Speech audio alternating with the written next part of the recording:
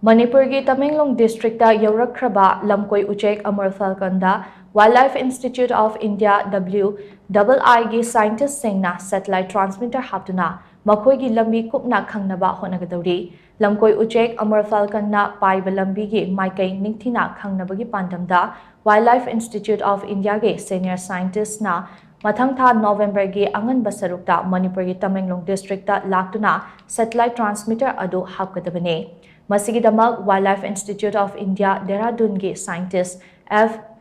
Dr. Suresh Kumarna United Kingdom dagi chenba transmitter amaga loinana mathang tha November gi ahanba chayolda Tamenglong District da laktuna Amur Falcon da satellite transmitter hapagi thabak ase pangthokadabane haina District Divisional Forest Officer K.H. Hitler na phungdorakli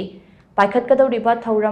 Thaurang asigi matangda Dr. Suresh na hai satellite transmitter hapnabagi damak ahanbada Amur Falcon gi hakchang gi oiba fibam ningthina yengane madugi matung masafaba Amur Falcon ani khangatuna transmitter ase hapkani transmitter haplaba Amur Falcon adu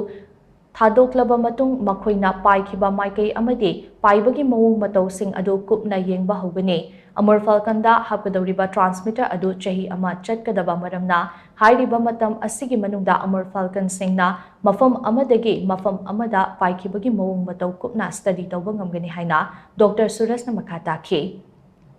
Ningsingba yabadi kumja lisingani taranipan da Tamenglong dagi transmitter hapkiba Amur Falcon amom ama numit mangaga Pung Nipanda kilometer lising mga chatret pairaba matung Somalia yauki Amur Falcon ase mahusadagi October gi ahanba amasung anisuba chayolda Manipur gi Tamenglong District amadi Nagaland gi saruk kharada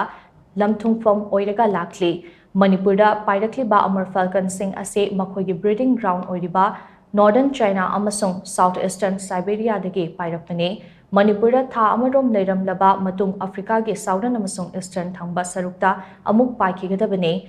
Aroibada makhoi gi breeding ground oiriba lamsingda amuk lakani haina expert singna phungdorakpa lei